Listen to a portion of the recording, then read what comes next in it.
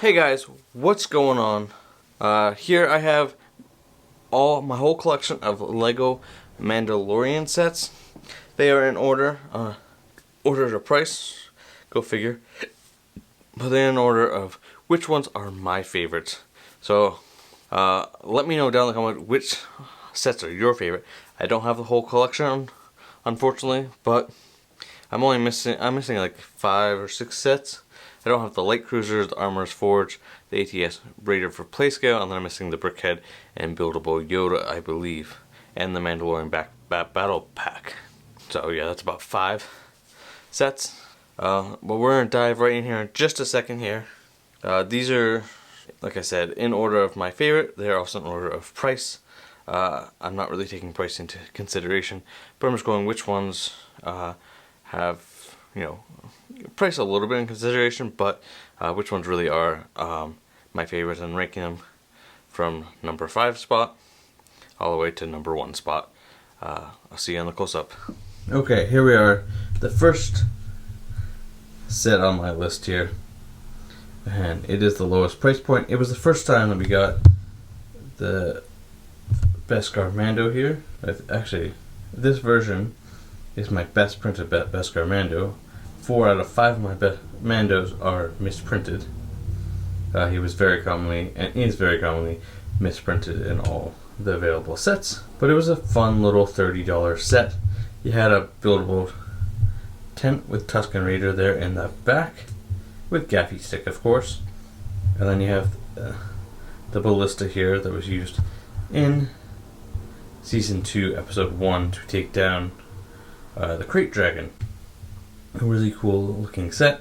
I kind of wish that another Tusken Raider, or maybe they'll make one of these sets like this for Book of Boba Fett, and we'll get a Tusken Raider Boba Fett and a couple different looking Tusken Raiders as well. Next on the list here, this $50 Slave 1, which mine has been modified and is misbuilt here. Alright, you have right here the mostly correct with the just incorrect printing on the helmet, or color on the helmet and jetpack. You also had the Mandalorian with a Beskar spear. And you got a midi, I call it midi size, it might be just slightly above midi, but a really small scale version of the Slave 1. But you got it all for $50, so not a bad steal. Just not the best looking Slave 1 that we have gotten, and we've gotten in January 1st, we're going to get even a smaller version with the Microfighter. Next up, now this great set comes in number 3 for me, although maybe it's a number 2 set. It's a really good set that opens up really nicely. Yes, I have a TIE pilot in there. We got the nice yellow mustard artillery trooper, yellow painting. We don't get a lot of stormtroopers with extra printing and color. Mostly they're just white with some black lines. The Season 2 variant of Greef Karga as the, what rank is he, Magistra or whatever? Something like that. Just a really good set with, 2 stormtroopers, the artillery trooper and Greef Karga, all for $50 or $40. Maybe it was a $40 set. Right here we have the Mandalorian's N1 that appeared in Book of Boba Fett. Let's see if I can zoom out a little bit. There we go. A really decent set. It has some problems. I'm not one to nitpick on the size. I think it is accurate. It's supposed to be an oversized N1 just because of how modified it is. I have modified it with a couple different, but it's very minimal. The major issue for me is that engine just falls right out. You don't have to touch it.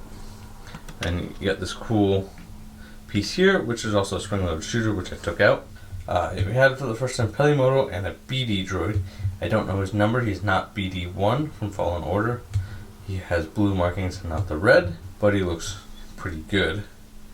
This is just a really intricate ship design, and it's a pretty close for second place between this and the Armored Marauder.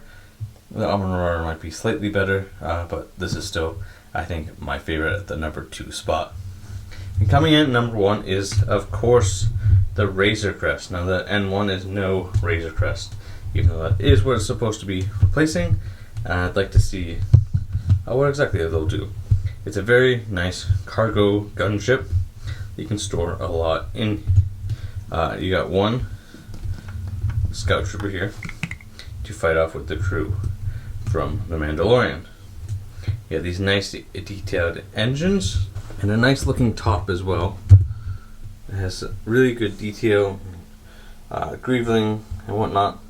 You have this escape pod here, which you can use to access the inside of the ship if you want. Then all the panels open up.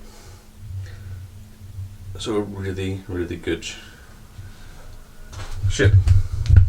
We are all the way zoomed out and you can't even get a full picture of what so it looks like, but Razor's Crest is the #1 spot. These are all in accurate order. Let me know what your rankings of the Mandalorian sets. Write down in the comments. Consider subscribing if you like this video, and go ahead and smash that like button while you're there, and I will see you in the next video right over here.